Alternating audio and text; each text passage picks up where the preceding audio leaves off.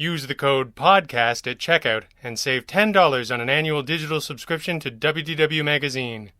Visit wdw-magazine.com. Welcome to WDW Escape, brought to you by WDW Magazine. The November issue of WDW Magazine is the food issue, celebrating all that delicious Disney dining. Here at WDW Escape, we are happy to play along with this magical moment from our archives, 3 brilliant breakfast options outside the parks by Kimberly Massamore, which first appeared in issue 77, February 2020. When I wake up at Walt Disney World, I'm ready to conquer the mountains, go on adventures, and meet all my favorite storybook friends. But breakfast is the first thing on my mind. I don't get far on a muffin or granola bar. Even when we rope drop the parks, a good breakfast isn't far behind.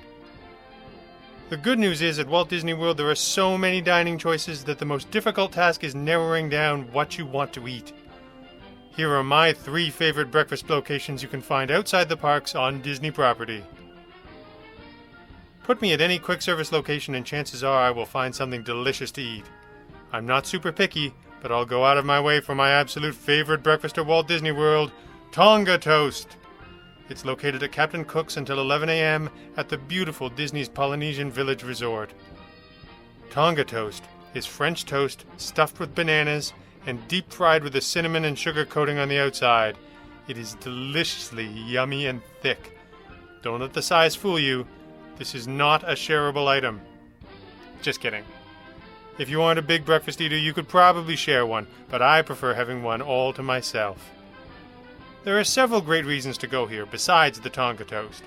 First, it's quick service, so you don't need a reservation.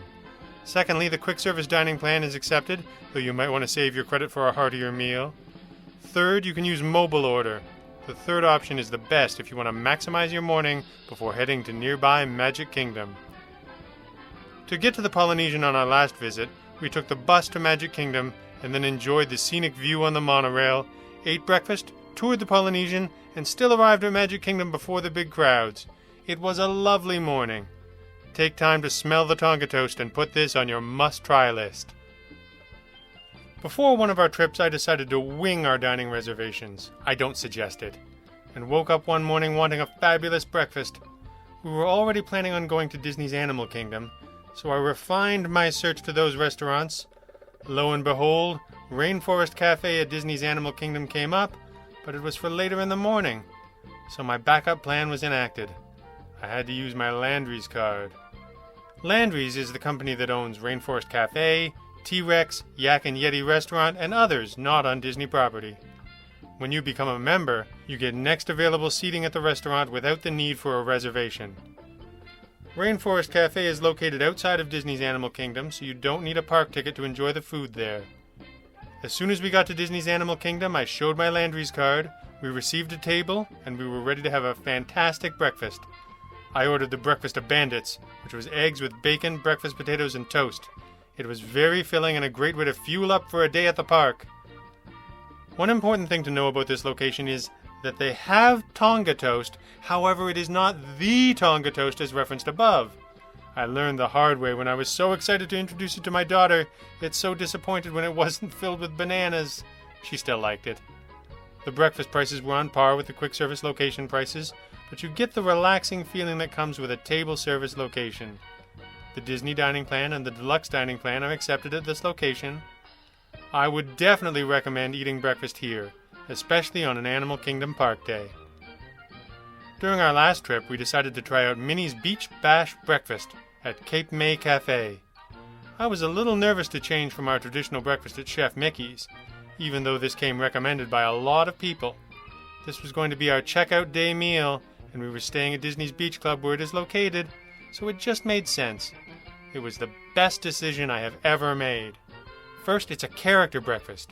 This is the best of all worlds because you get to have a nice meal and meet your favorite characters without waiting in line. Years ago, we started booking character meals for the sole purpose of hitting 2 birds with 1 stone. The menu is a buffet and consists of fresh fruits, cereal, bread, pastries, eggs, bacon, sausage, and so much more. And yes, they have Mickey waffles on the menu.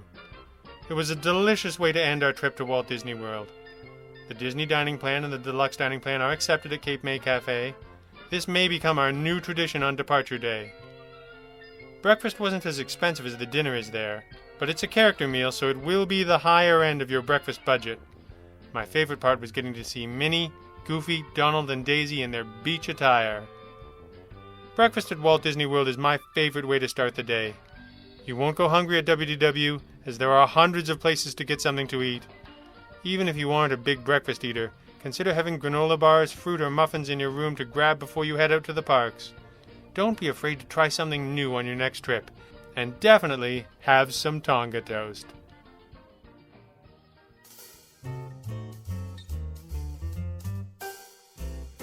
You have been listening to WDW Escape, brought to you by WDW Magazine.